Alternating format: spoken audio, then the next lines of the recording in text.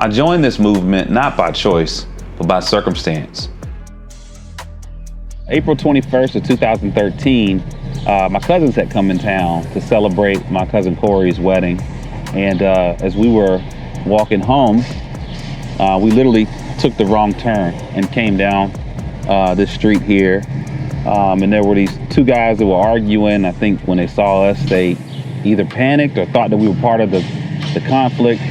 One pulled out a firearm and just started shooting in our direction. But I'll never forget when I got to the hospital, I wasn't met by my nurse or my doctor. I was met by 3 investigators.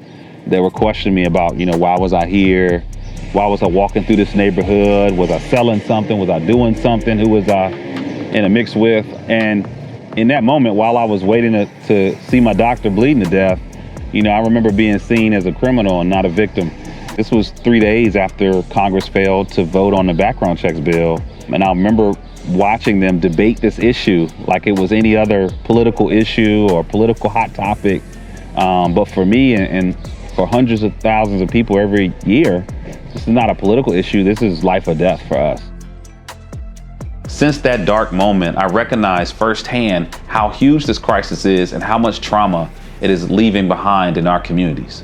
Even before I became a survivor of gun violence, I've been committed to improving our community for the better. I started by being an organizer for Barack Obama, where I went from registering 1 or 2 voters in my community to over 400,000 in the state of North Carolina as his state field director.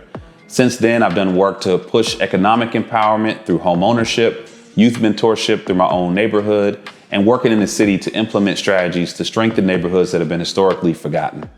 And so now I'm excited to bring together all of those experiences to work harder to address the biggest crisis of our time, gun violence. At the Community Justice Action Fund, we are building power for Black and Brown communities to end the crisis of gun violence.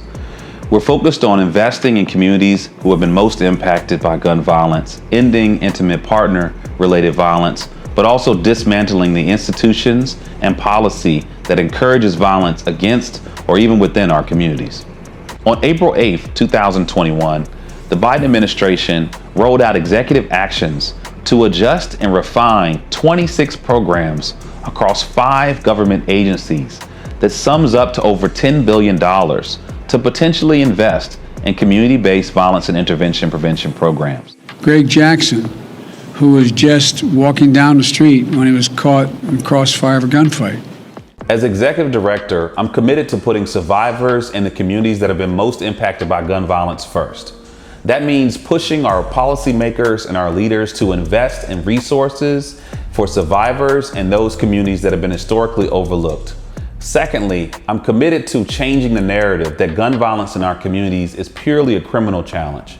For too long, we've over-criminalized and dehumanized people in our community that are suffering to survive under this crisis of gun violence. And lastly, we need to make historic investments into the communities that have been historically neglected and under-resourced. That includes investing in violence intervention strategies, investing in violence prevention strategies, but most importantly, investing in those who are most at risk to hopefully shift their lifestyles to a healthier and safer pathway.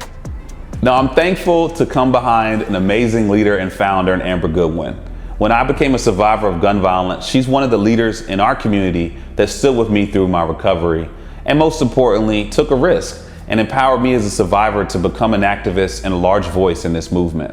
So I'm excited to step into her footsteps, but most importantly, build upon the legacy that she spent 5 years creating to address gun violence in our communities.